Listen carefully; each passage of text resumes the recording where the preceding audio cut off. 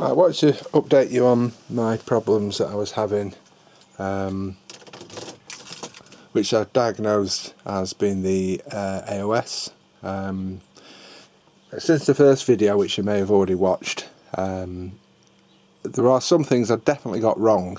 The problem, it seems, was the AOS, but there were a few things that I thought were signs of what the problem was, that I was incorrect. I've spoke to a lot of people, done a lot of reading, watched many videos, just looking into the whole thing of what the causes of smoke could be, of which there are many, ranging from air oil separator through to the obvious bore scoring, and there are various things in between. One of which, as I discovered, was overfilling with oil, which it seems I did, which caused me lots of grief after I'd got the AOS replaced, thinking that the problem actually wasn't sorted. So I'll just do an oil check now. You can see that. Okay, so 3 bars out of 8. The optimum, it would seem, is to have your car on 4, halfway. Don't fill it up to the maximum, because it's too easy apparently for oil to be picked up and burnt off. Keeping it halfway seems to be the optimum place for it to be, which is one of the things I found out. If I start the car now, we'll see that there is 0. Check it out here. There is 0 smoke now.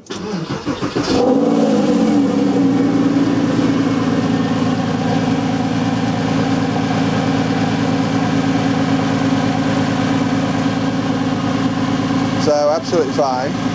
Although I do have still got some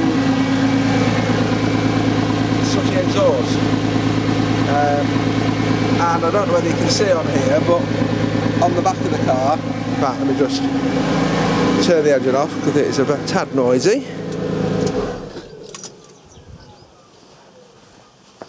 So if I take the car out for a run, just at normal speeds, the car's absolutely fine, it runs perfectly. If I drive it a little bit more spiritedly, I am noticing when I've got back, and I don't know whether you can see here, I've got little oil specks. Now, because of the problem of me overfilling the oil, and it doesn't take much, it was, even after having the AOS done, it was very smoky at startup. And I've been told that oil can sit for quite a while in the actual silencers, so it could be that. But I would also think that if it was still doing that, which it definitely was for a while, because when I was starting the car up I was getting a little bit of smoke and then it would clear very quickly and nothing else, and then subsequent start-ups through the day would reveal no smoke at all. That has since gone away, but I am getting, and it is from both banks, so we can still see these bits here. So it's not just like left exhaust, so bank 2. 2,000 miles ago, this car had a Borescope done by Grey Paul Ferrari, of which I've got the results and the pictures from, and that shows no issues. The bores are completely clear, and no visible scoring. So that straight away, you know, made me think, well, I don't really see that it can be bore scoring, but I didn't rule it out because it could still have scoring. So when I got the initial problems with the actual AOS, I thought, after it gave me the smoke bomb, which is a common thing with AOS failure, I checked the oil and it was down to 2 bars out of 8. Now, when about 350 miles earlier it was on 7, so up at the maximum, because it just had an actual oil service before I picked it up. And when I checked it after it had done the first smoke bomb, it was on 2. So my presumption was that I'd used quite a bit of oil, and looking at various stuff that I'd read, I got the impression that it used somewhere between 3/4 of a litre and 1 litre of oil, which I now know to be untrue, because stupidly, if you look at my driveway, I checked it whilst I was on a slope, which was so stupid. After trying to go through the problems and diagnose what was going on, I thought back through everything and realised that I checked it. I basically arrived home, I was just round the corner when the smoke bomb happened, pulled onto the drive, the car was still ticking over fine, panicking thinking something serious had gone wrong, checked the oil, and it was showing us 2 bars. There was a litre of Mobil 1 that came with the car that was unopened, and I gradually put that in and ended up putting pretty much the whole thing in. At that point it then showed 8 bars, but obviously if it was over 8 it would still only show 8 bars. The car then went in a couple of days later, had the AOS replaced, and it started smoking at startup, and I actually, when driving it, drove it for a little while, seemed fine, but then going up the same hill in exactly the same spot, I got another smoke bomb. So I immediately thought, the car's not fixed, it's not that, what's the problem? It must be something else. Could it be something more serious? So retraced everything, and then eventually realised, well, maybe I put too much oil in it. I actually spoke to Anthony at Neinmeister, who I've got to say was extremely helpful. He chatted with me for a good 25 minutes. We went through the whole thing. He let me explain everything that happened and listened patiently, and then gave me his thoughts afterwards. And it was him that suggested that it just doesn't sound like bore scoring, and have I overfilled it with oil?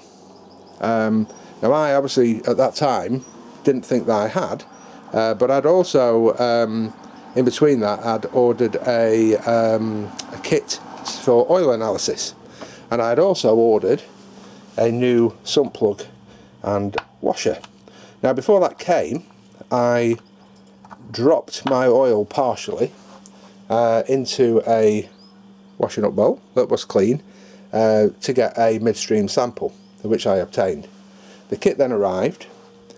When I came to put the oil back in again, thinking back to what Anthony had said, I checked, before I put the oil back in, I thought, well, I'm not going to put it all back in. I put a litre back in, checked the level. I also realised that it can take a good while for the oil to move through the engine. So what I actually did was I put a litre of oil in, left it overnight and checked the next day, and it was on, I believe, 2 bars. Now at that point I had over a litre of oil left. Now thinking back to what I said before, when I initially put the oil in, it was on 2 bars and I put a litre of oil in, so I'd obviously overfilled it. Long story short, I ended up with 550 millilitres of oil left when it was half full at 4 bars. After that it stopped smoking. Now one of the other things that I said, and I'll just start the car again, that I'd read about was the actual crankcase pressure and the suction that you get on the actual oil cap. Let me just pop the boot.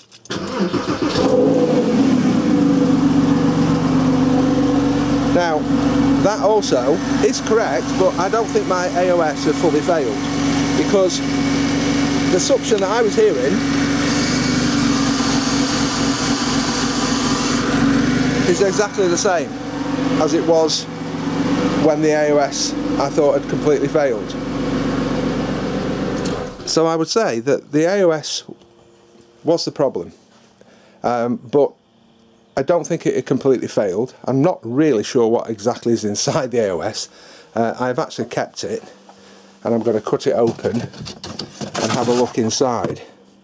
But all the symptoms I had before have disappeared since it was replaced. But the amount of suction there is standard. Apparently, after talking to a couple of people, and Anthony being one of them at Neinmeister, if you've got complete failure of the AOS and it's pressurising the crankcase, you'll hardly be able to pull that cap off The pressure, I don't know what they measure it in, but it's a standard, it's 3 to 4. Don't know whether that's bar or atmospheres, I have no idea, but the measurement is 3 to 4. When it's failed completely, that goes up between 9 and 12, and it's extremely difficult to even remove the cap. The suction is that strong. So I never had that. So even though I stated that in the first video, yes, that can be a symptom, but my car didn't have that. So after replacing it, all is good. Now I know it is very normal for these cars to use around about 1 litre of oil every 1,000 miles. Some don't, but it's very common that they do. The oil that I'm obviously getting and the sooty exhaust could point to bore scoring, but it is doing it on both sides. But the Borescope being clear doesn't make me think it's bore scoring, and if I did have bore scoring, it's most likely going to be just on this side only.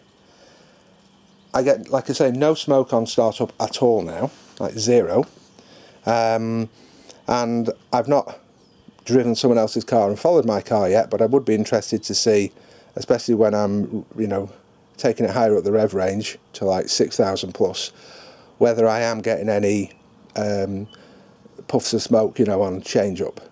Now, could be valve stem oil seals, but I don't know how common it is for those to wear. The car's only done 60,000 miles, and it has been extremely well looked after, so possibly could be that. I did, as I said before, do the oil analysis, and I have had that back, and I got a big green A, which basically says no action necessary. I have emailed them back because the offices are closed and they're working remotely, to ask what some of the figures mean, because I don't really fully understand everything that I got back.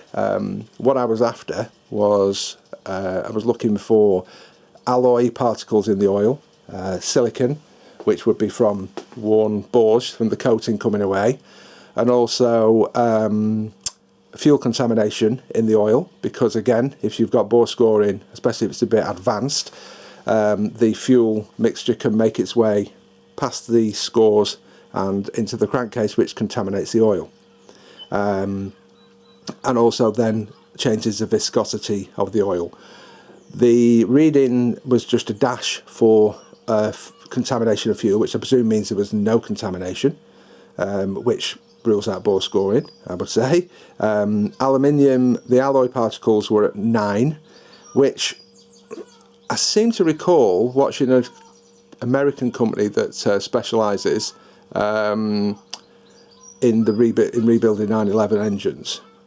The 11, I think they looked at a car that didn't have bore scoring and they got a reading of 11. I'm pretty sure that's what they said. So 9, but I've asked the question, what does 9 mean? Is that extremely low?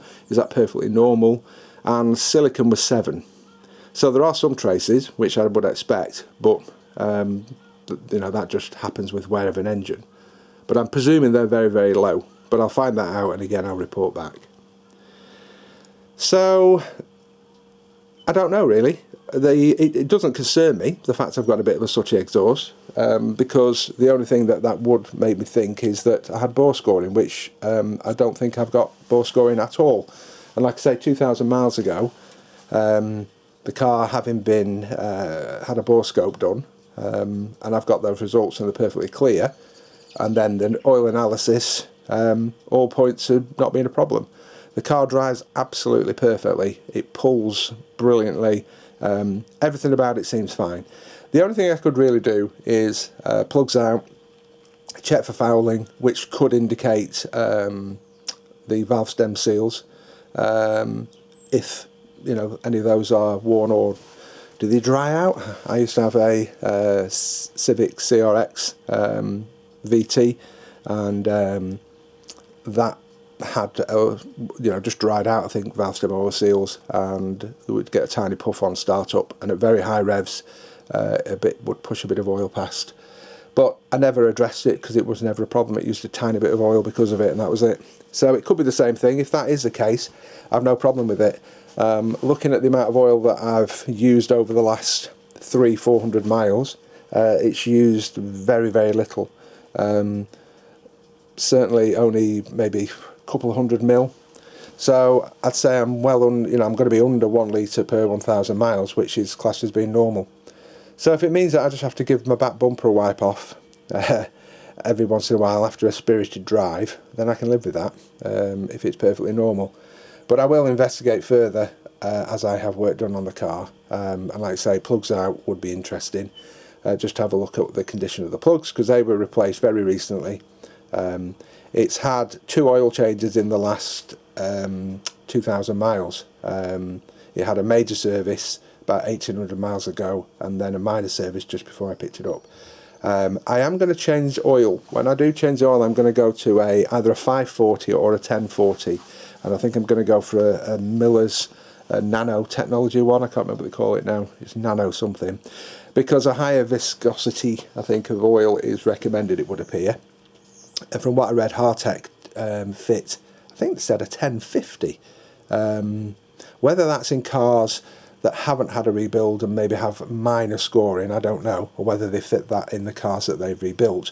But certainly the 040, which was acceptable, and the recommended thing by Porsche when it was new, it would seem that now a 540 or maybe a 1040 would be the way to go. So I'm going to try that when I do an oil change, and we'll see what happens.